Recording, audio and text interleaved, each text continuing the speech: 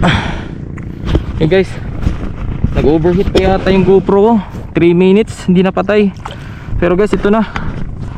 Hindi ito siya guys, ganito kalaki yun. Hindi ganito kalaki nag-strike sa akin nung last.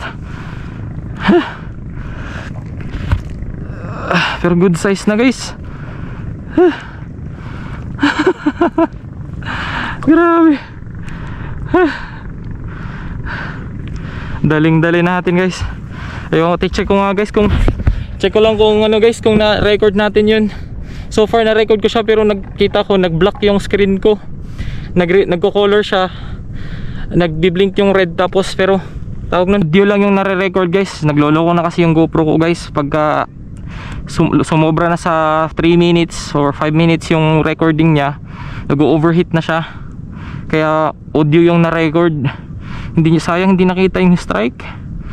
Bihira. Ano natin guys, tuhugin na natin baka makawala pa. Sayang.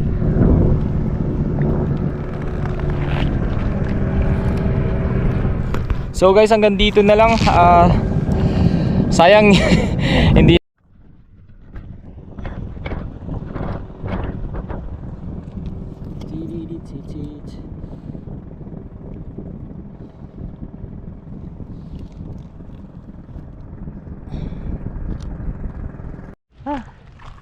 Nagpila yung buki, ora po usa nagpakagat.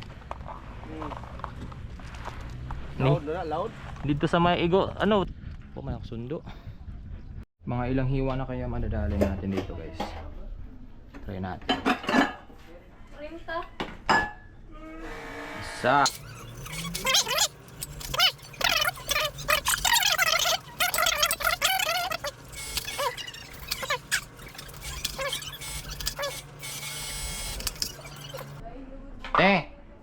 Te, naka 11 man kahiwa te. Ha? 11. Kauban ang kuan, ang pinaka Na guys, ting-ting na.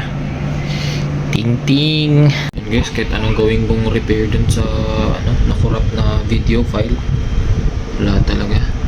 Yung 94% kanina pa yan. Nag-advance repair na siya. Trying na ma-recover pa natin yung footage na yun.